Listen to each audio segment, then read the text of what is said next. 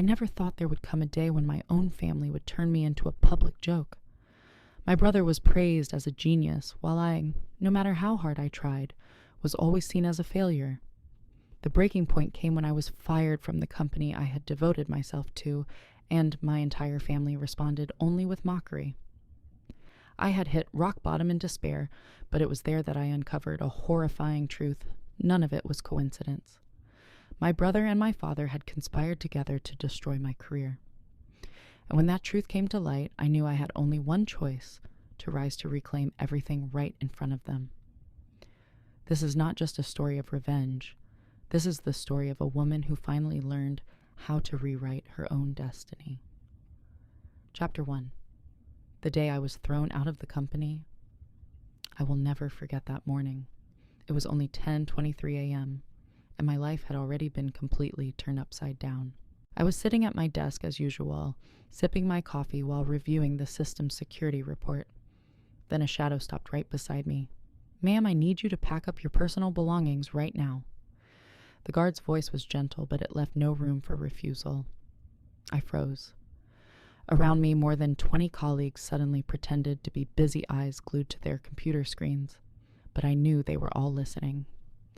A cardboard box appeared in front of me from somewhere. Then, Karen from Human Resources showed up, wearing that rehearsed empathy smile from training sessions, yet her foot was tapping nervously against the floor.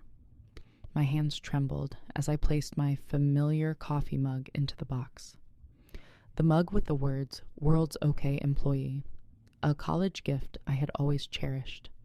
Then, the small potted plant I had patiently nurtured for months, finally turning green again after nearly drying out. Next came the business card, boldly printed with Willow Hayes, Senior Systems Analyst, a card I had once been so proud of. When my hand touched the picture frame on my desk, I paused. It was a photo of me and my mother on my graduation day, both of us smiling radiantly, as if we had conquered the world. My mother had passed away 2 years ago. She never got to see me hired into this company, never saw the day Harrison, the CEO himself, shook my hand and said, "We need people like you here." I bit my lip hard, forcing back the tears that threatened to fall in front of them. But inside, everything felt shattered. I had once been a reliable employee, the one who stayed late to fix issues when everyone else had gone home, the one who baked birthday cakes for colleagues, the one who took on projects no one else wanted. I had never been reprimanded, never missed a deadline, never betrayed their trust. And yet today, I was being escorted out of the company like a criminal. As I carried the box past the rows of desks, I could feel their eyes following me, a mixture of pity, awkwardness, and fear. I had once believed that working hard alone would be enough to earn recognition, but in that moment, I realized a bitter truth. Sometimes being talented and flawless will never be enough. Chapter 2. Childhood and Favoritism. As I sat silently in the car, clutching the box on my lap, childhood memories rushed back like a film playing in reverse. I had once been the perfect daughter in everyone's eyes, never late for school straight A's. On my report card, the refrigerator covered in achievements and certificates, filling the hallway walls. Meanwhile, Finn, my older brother, was the complete opposite. He got suspended for starting fights in the cafeteria, cheated on tests, and was even caught sneaking cigarettes behind the garage. Yet every time Finn got into trouble, my father would just shake his head with a chuckle and quickly buy him a new gift. Like the time Finn was caught cheating on the SAT. I thought surely he would face serious consequences. But no, my father bought him a brand new pickup truck. "He needs encouragement," my father said. And me, even with a perfect score, all I ever got was a pat on the shoulder and a flat good job. I studied relentlessly, earned a full scholarship to college, and graduated with honors. Meanwhile, Finn only might transfer to a 4-year school, and my father spoke about that mere possibility with the same pride as if Finn had achieved something monumental. Gradually, I came to understand, in my father's eyes, all my efforts were nothing but small, trivial details, while Finn's clumsy stumbles were inflated into glorious victories. Even when I received 3 job offers before graduation, my father's only response was, "That's fine, but your brother just started dating a new girl. She's really cute." That favoritism never changed. My success was always dismissed as awkward formality, while Finn's failures were painted as necessary experiences. I grew accustomed to watching my achievements pushed aside just to make room for the false spotlight they insisted on shining over their golden boy. And now, as my career crumbled in just a matter of minutes, I realized I had never truly been considered an important part of this family. In that house, I was nothing more than a shadow beside the golden child they never stopped glorifying. Chapter 3: Hitting Rock Bottom and the Humiliation from Family. I sat silently in my car in the company's basement parking lot, the box resting on my lap, my eyes fixed on my phone screen. A message had just come in from my father. "How's work going, sweetheart?" I hesitated for a few seconds, then typed, "I just got fired."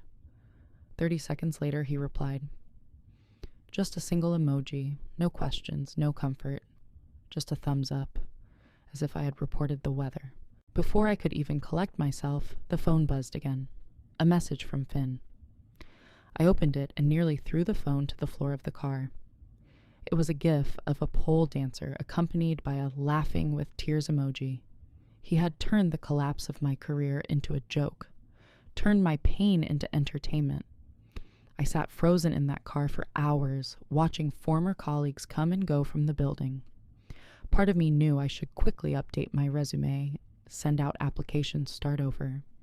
But another part buried deep inside me for 28 years was rising to the surface. This wasn't just about losing a job. This was the culmination of a lifetime of being diminished, belittled, turned into the good daughter who was never quite good enough in my father's eyes, and forever the shadow of my brother. I didn't want to stay silent anymore. I didn't want to keep smiling through it. Didn't want to try harder just for a sliver of recognition. For the first time in my life, I wasn't thinking about pleasing them. I was thinking about finding the truth. Because if I had truly been a model employee for 3 years, if I had never caused trouble or broken rules, then why was I suddenly fired like this? Something was hidden beneath it all, and I swore I would dig until I uncovered every last piece of it. Chapter 4: The Promotion Party. Invitation. 2 weeks of unemployment dragged on slowly, and my apartment had turned into a fortress of solitude. Wrinkled clothes piled up, forgotten coffee cups cluttered the kitchen counter, and my laptop sat idle on the table gathering dust. Day after day, I woke up, opened a few job sites, then sank back into exhaustion, always ending the night with takeout. I thought I couldn't possibly sink any lower until that evening. A thick envelope, stiff paper with gold trim slid through the crack beneath my door. Instantly, I knew where it came from. My name was written on the front in ornate, swirling script, Miss Willow Hayes. Not dearest daughter, not even just Willow. It was a distant formal title, as if I were some stranger invited to an event. I tore it open. Inside each line, cut like a knife, "You are cordially invited to attend the celebration of Finn Hayes' promotion to Chief Executive Officer at Morrison & Associates. The date, the location, the luxurious club, where my father often hosted his business parties. Dress code formal evening attire. Not a single mention of me, not a word acknowledging that I had just lost my job. Only a call to come and clap for the family's golden boy." I held the invitation, staring at Finn's name printed in bold. That name tied to a title I knew he would never have the competence to achieve on his own. He couldn't even spell the word definitely correctly, without autocorrect. Yet now he sat in a seat I had spent years working toward. I flung the card onto the table, my chest tightening.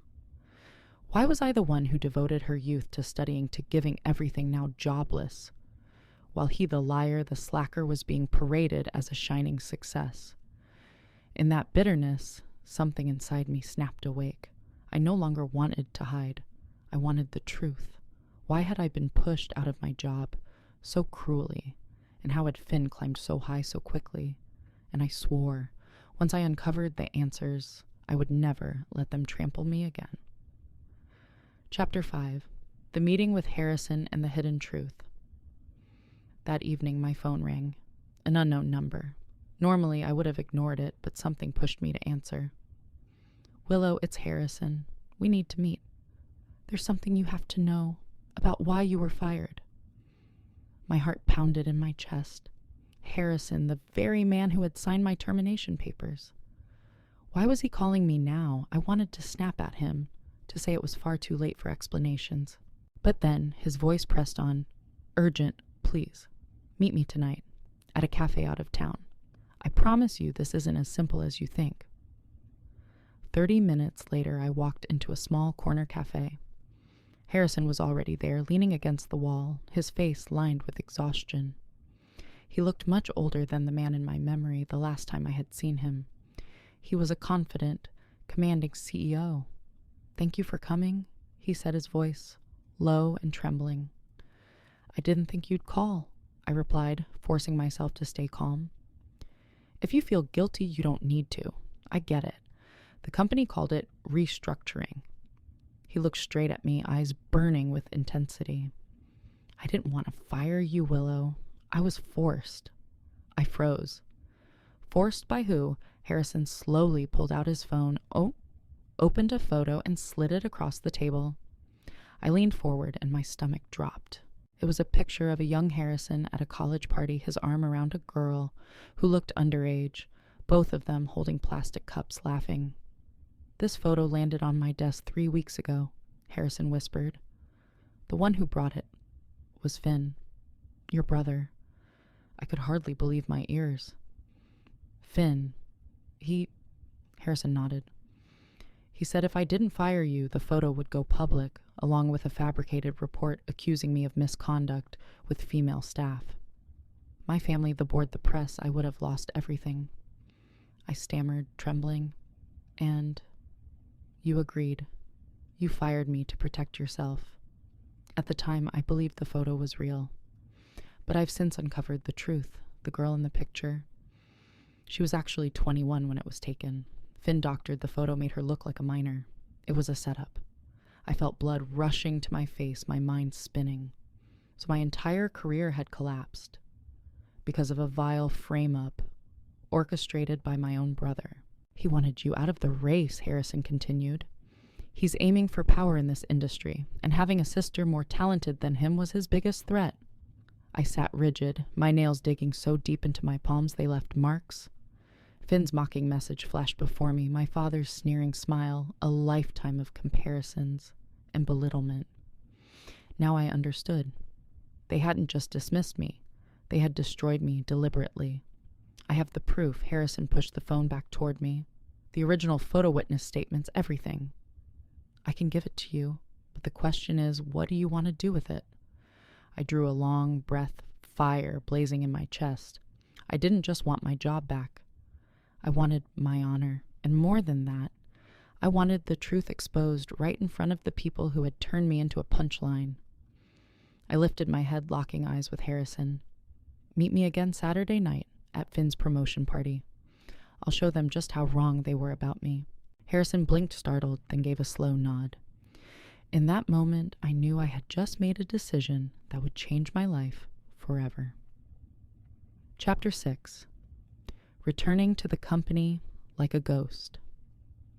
On Monday morning, I walked back through the same glass doors where I had once been thrown out. This time, no one knew who I was. On paper, I was just a contract consultant hired to review old storage systems.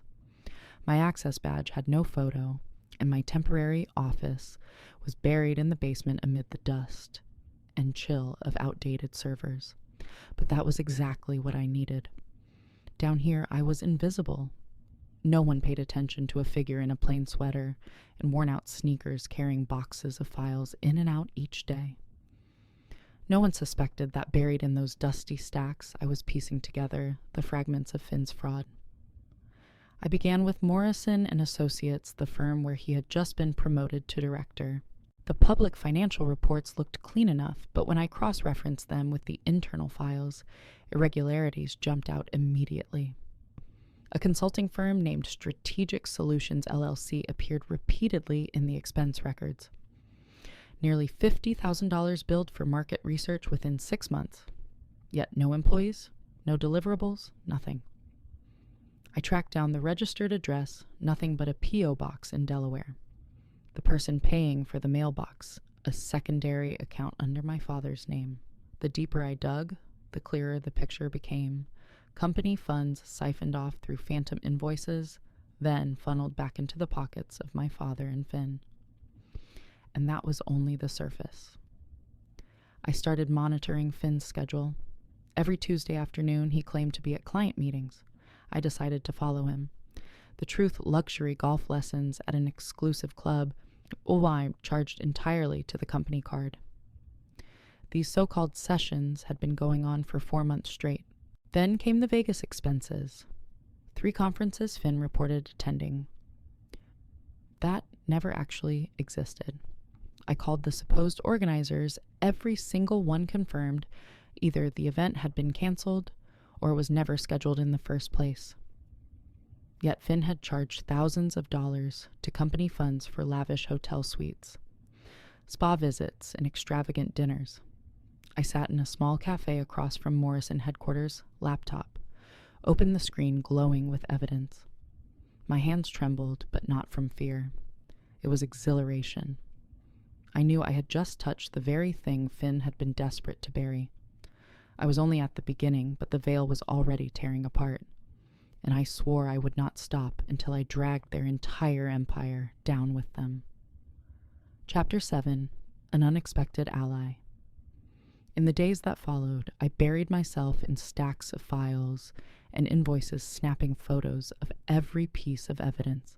I had seen enough to know Finn was running a dirty game, but I needed something more of what people call the knockout punch. One late night, while I was still in the basement, a familiar figure walked in, the elderly janitor, small in stature, but with sharp, piercing eyes. She looked at me, then tilted her chin slightly. "You're the one they fired a few weeks back, aren't you?" I flinched for a second, then nodded. I'm just a contract consultant now." She let out a soft chuckle. "Honey, I've worked here 30 years. I know what a contract consultant looks like. The real question is, what are you actually looking for?"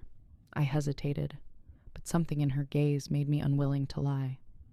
"I'm trying to prove my brother destroyed my career, and my father may have helped him." She didn't look surprised. "Ah, that arrogant young man. I saw him storming in here once, yelling at Mr. Harrison, tossing papers everywhere. And he left a few things in the conference room trash." She bent over her cart and pulled out a crumpled yellow folder. I opened it, and my heart nearly burst out of my chest. It was a printed chain of emails between Finn and someone named D. Morrison. The content was explicit planning how to push me out of the industry, spreading rumors that I was mentally unstable, seeding whispers that I was disloyal to family. I stared at the words, my hands trembling. This was no longer speculation. This was proof. Finn hadn't just slandered me. He had an ally. David Morrison, one of the senior executives at the very company he had just joined. The janitor crossed her arms, her eyes razor sharp. "I used to be the best accountant in this city, but they didn't pick me because I was a single mother without connections. I know exactly what it feels like to be buried alive.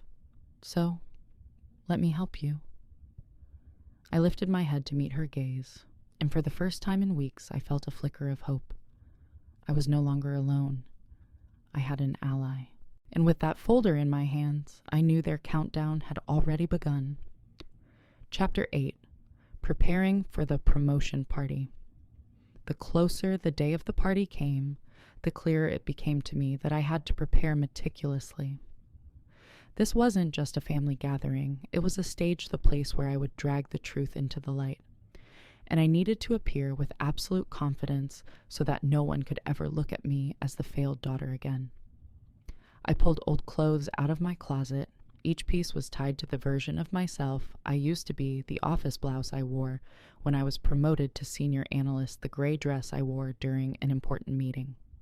But tonight, I needed a different image. one powerful enough to silence the entire room the moment I walked in. I chose a navy blue fitted dress, elegant yet commanding, paired with the high heels I had once kept hidden in their box, afraid of being judged as showing off. I styled my hair, applied light makeup, and when I looked in the mirror, even I saw the change. No longer the weak willow, no longer the good daughter desperate to please. This was me aware of my worth, ready to fight. I prepared one more thing, a black leather briefcase filled with the evidence Margaret and I had gathered. Every email, every invoice, every recording organized neatly, like bullets waiting to be fired. The night before the party, I sat on my bed, staring at the invitation once more. This time there was no sting of pain. Instead, a faint smile spread across my lips. They believed it would be Finn's night of glory. But they had no idea it would be the night that buried his career and reputation, and my father's too if he dared to stand by him. I folded the dress and placed it beside the briefcase. In that moment, I understood tomorrow I would step into that room, not as a failure, but as the one holding the scales of justice, and I would not leave until the truth was laid bare before them all. Chapter 9. Public Humiliation. That evening I stepped into the grand hall of the club.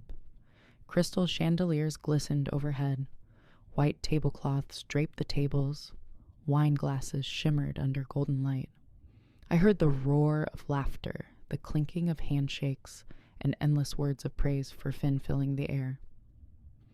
My father spotted me from across the room. He smirked the same smirk I remembered from childhood, whenever I did something he disapproved of. "So you came," he said, his voice tinged with mockery. "Remember to behave yourself. These are important people." I only gave a faint smile, offering no reply. I knew that to him I was nothing more than an unwelcome guest at the table, while Finn was the source of pride. Soon Finn took the stage to give his speech. Dressed in an expensive suit, he lifted his glass, his face flushed with arrogance and wine. "Thank you all for being here to celebrate with me tonight," Finn said, his voice booming. "This promotion proves that hard work and talent will always be recognized." The crowd broke into applause. I stood at the back of the room, quietly watching. Then Finn paused and suddenly turned his gaze on me. The smile on his face sharpened into a blade, and he continued, "I also want to raise a glass to my sister Willow, the one who just got fired." Again. He feigned a pitying sigh. "Maybe instead of clinging to tech, you should go back to pole dancing. At least you were good at that." Laughter rippled through the hall. Those seated near my father chuckled openly while others covered their mouths, pretending to be polite, but all of them had heard. All of them had just witnessed me being made into the evening's entertainment. I stood motionless. Inside me there was no humiliation left, only a strange calm, because I knew in just a few minutes it would be me who turned their laughter into silence. Chapter 10. Turning the Tables. The laughter following Finn's cruel words still echoed in the hall when the back doors suddenly swung open. I had been waiting for this moment. Harrison walked in, holding a thick yellow folder. He greeted. No one shook no hands. He simply strode straight to the podium where Finn stood. The atmosphere shifted. Nervous chuckles faded into silence. Finn stiffened, but forced a smile. "Ah, Harrison, you're just in time. Come raise a glass with me." Harrison looked at him calm and steady. "Before I raise a glass, there's something everyone needs to hear." The room felt dead quiet. I could feel hundreds of eyes turning toward the stage. Finn Harrison's voice rang out firm. "You use falsified evidence to blackmail me into firing your sister, and I think it's time the truth is revealed." Finn let out a shaky laugh, reaching for the microphone. "This is a misunderstanding." "Harrison, surely you're joking." But before he could finish, I stepped forward. The sound of my heels echoed across the marble floor. Each step pounded like a drum in my chest. Yet my face remained calm. I took the folder from Harrison's hand. The papers felt light as feathers, but I knew they had the weight to shatter the entire room. I opened to the first page, raising a copy of an expense report. "This," I said, my voice carrying clearly without a microphone, "is an $8,000 invoice for a technology conference in Las Vegas." But when I called the organizers, they confirmed the event never took place. So where did that money go? Murmurs spread across the room. I pulled out another sheet, and here is Strategic Solutions, LLC. Over the past 6 months, they've received nearly $50,000 from Morrison & Associates. But this company does not exist. No office, no employees, just a PO. Box in Delaware paid for through a secondary account belonging to my father, Elijah Hayes. I turned my gaze toward my father. He stood frozen, gripping his glass so tightly his knuckles whitened. And here I flipped to another page are the emails between Finn and David Morrison. The content plotting to remove me from the industry by spreading rumors that I was mentally unstable and disloyal to family. The air grew thick, suffocating. A few men at the front tables lowered their heads, avoiding the eyes of their wives. I saw Linda Morrison, David's wife, gripping her wineglass so tightly her eyes blazed. Finn's face drained of color as he lunged for the microphone. She's insane. These are fabricated documents. Don't believe enough. Harrison's voice cut through, ironclad. Finn Hayes, your contract is terminated immediately. Noise erupted like a crashing wave. Gasps, whispers the crackle of scandal. I stood still, staring at Finn. The arrogant smirk was gone, replaced by panic. My father's face went pale, his trembling hand spilling red wine across the pristine white cloth like blood blooming on snow. I drew a deep breath, feeling the weight of every gaze on me, and I knew for the first time in my life they no longer saw me as weak. They were witnessing the truth and the collapse of the false idol they had once praised. Chapter 11. Consequences.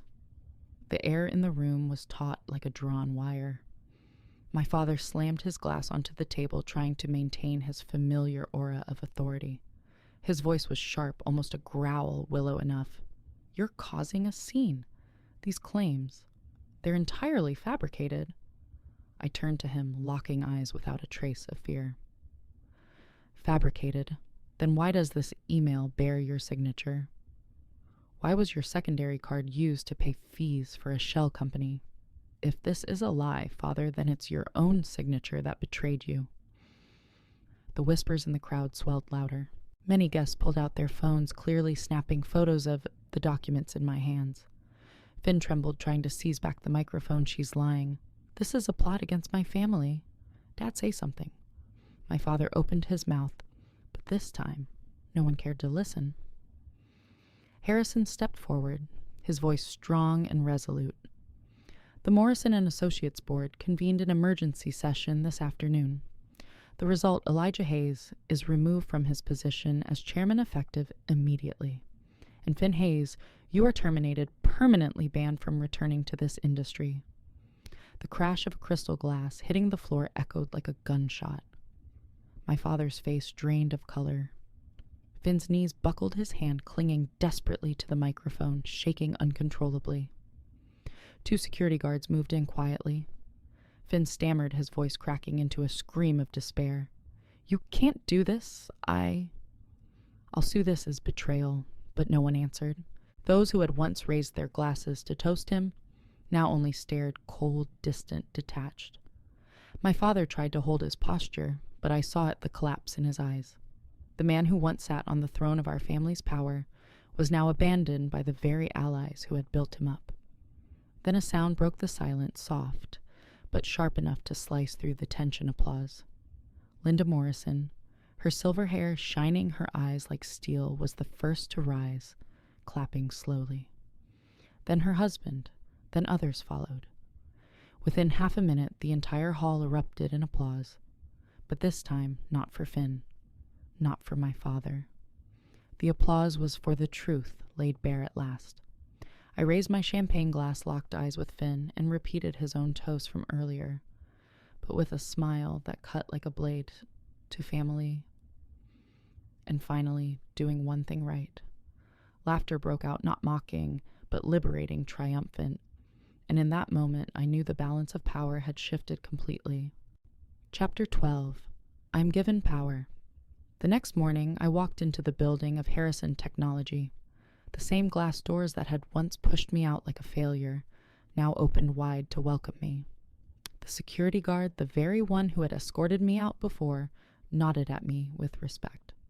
The receptionist smiled, her voice warm. "Good morning, Ms. Hayes. It's wonderful to have you back." I strode through the marble-lined hallway, the sound of my heels echoing like the drumbeat of a new beginning. On the top floor, Harrison and the board members were already waiting. The atmosphere in the boardroom wasn't tense, but brimming with anticipation. Harrison rose his gaze. "Steady, Willow. We don't just want to give you your job back. The board has voted unanimously you will assume the role of Chief Operating Officer, effective immediately." For a moment I was dizzy. COO, the position I had only dared to dream of during sleepless nights. Now it was real. But more than that, this was no longer just a title. It was a chance to transform the very system that had once crushed me and countless women like me. I stood looking around the room and spoke, "I accept. But I'm not here to sit in a fancy chair. I'm here to create a new culture, one where real contributions are recognized, where no one is cast aside because of favoritism or gender bias. We will establish transparent promotion processes, anonymous reporting systems, regular pay audits. And most importantly, there will be no room for another Finn or Elijah." In that moment, I saw faces around the table, nodding their eyes lit with the recognition that they were witnessing a fresh wind sweeping through the company. That afternoon, I held an all-hands meeting. The hall was packed. I looked out at the familiar faces, now glowing with curiosity and hope. I began. "I know many of you watched me leave this place in silence, but today I return not to survive. I return to prove that justice is real, and to work with you to build a place where anyone can proudly say, 'This is my job.'" Thunderous applause filled the hall. In that moment, I thought of my mother, her smile in that graduation photo. She had once told me, "Never let anyone convince you that silence is strength. Sometimes real strength lies in daring to speak." Now I understood the full meaning of her words. I had not only reclaimed what was mine, I had won back the right to write a new story for myself and for all those forced into the shadows. As I stepped into my new office, the nameplate gleaming Willow Hayes, Chief Operating Officer, I smiled. This was not just a personal victory. It was the beginning of a fairer era. And this time, I was no longer the outsider. I was the one setting the rules. That night, I walked out of the hall to thunderous applause. Not the sound of mockery, but of true recognition. Finn and my father had lost everything, while I, the one they had always cast aside, stepped into a position they never imagined I could hold. I had become COO, and more importantly, I had become the very voice they had spent years trying to silence. This was not just my victory, but a reminder to everyone who has ever been belittled, ever been pushed into the shadows. You do not have to stay silent. You have the right to speak, the right to fight, and the right to reclaim your own worth. If this story resonates with you or gives you strength, hit subscribe so you won't miss the next revenge stories and true Reddit stories here on Scarlet Vows. Because here, we tell the journeys of women who don't just rise from pain, but walk forward with the freedom and power they never had before.